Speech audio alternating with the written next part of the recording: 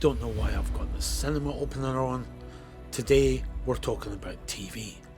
Specifically, a massive series from Amazon called The Wheel of Time. To begin with, the signs are good. You've got your prog rock album cover promising elves, magic, some rings. There's going to be a prophecy, and I'm sure there'll be a dark lord of some sort along in a minute. Yep, it's Lord of the Rings. Again. Hang on though, that can't be ready yet. Nope, this is Wheel of Time. Set in an unnamed world filled with magic glowing things, names with far too many vowels, and endless exposition. Do you know what Aes Sedai means in the old tongue? No, but I'm sure you're going to tell me. Servants of all. I knew it. Rosamund Pike plays Moiraine Damodred, but for some reason no one calls her Moira. Now Moira has either spent the last 20 years or 2 years searching for a mythical prophesied person called the Dragon Reborn. It will come as no surprise to fantasy fans that the dragon is prophesied to return and either save or damn the world. No one ever seems destined to return and wash the dishes for some reason. Some mysterious clues have led her to these four, and they are then of course pursued by the forces of evil, in this case Trollocs, which I can only assume is a combination of trolls and bollocks. The party inevitably suffer from an endless series of unfortunate cliches. One of their party is turned to evil. They are split up. Death assails them at every turn. But then, somehow, they don't die. And somehow, they all make it to their destination. The home of the Aes Sedai, the White Tower. Now, it's not the filmmakers' fault that they're called Trollocs. And it's not the filmmakers' fault that it's called the White Tower. Fantasy tropes are fantasy tropes. I get that. But it is the filmmaker's job to bring originality to the vision. Fantastic fiction is supposed to be extraordinary. It's supposed to take us places normal fiction can't. Not show us things we've seen a dozen times before. Good writing is supposed to subvert your expectations. It's supposed to surprise you. Whereas the only surprising thing about this is just how bad they've managed to make it. The Dark One. At the eye of the world.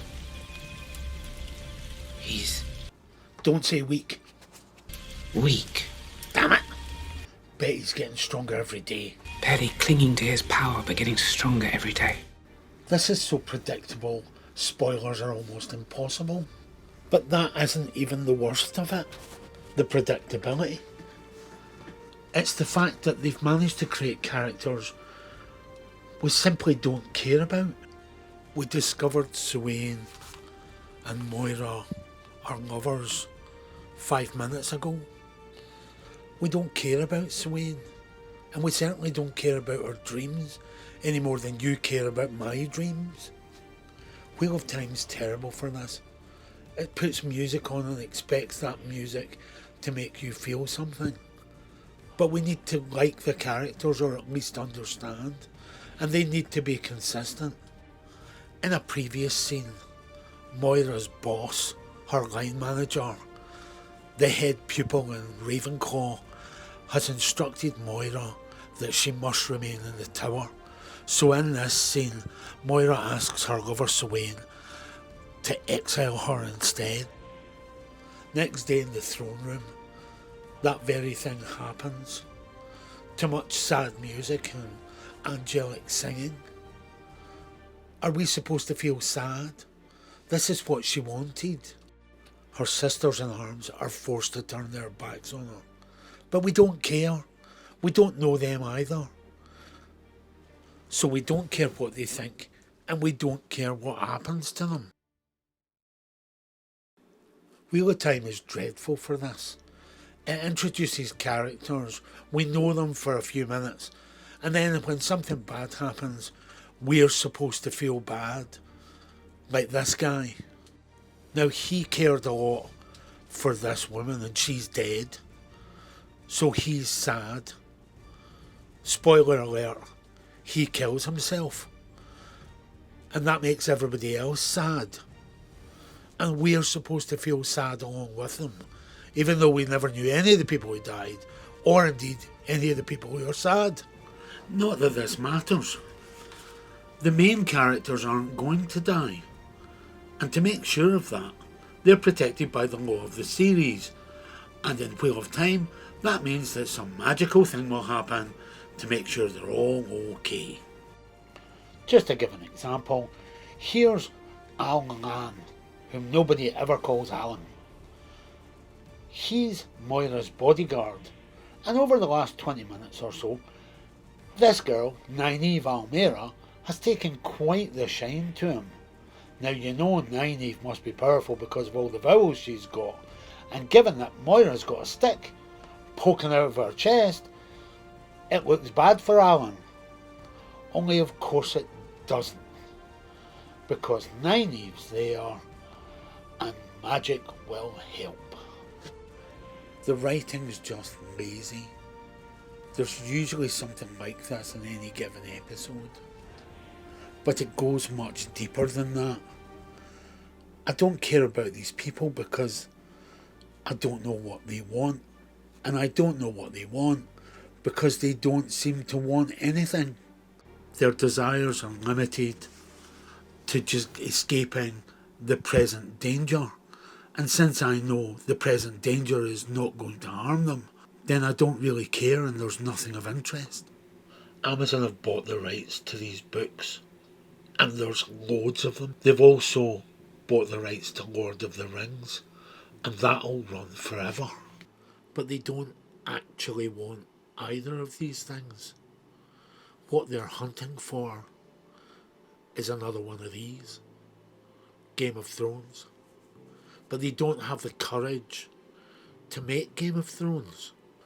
They don't have the courage or the source material to kill off main characters. They're willing to hint at non-hetero sex or whatever, but they're not willing to show it.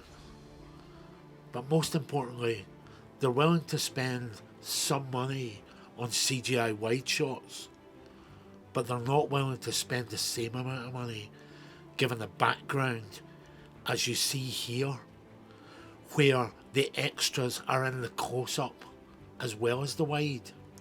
I've never read the books, and for all I know, this Wheel of Time is an excellent representation of the source material.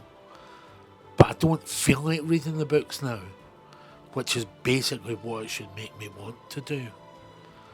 Wheel of Time is probably a good idea, badly executed.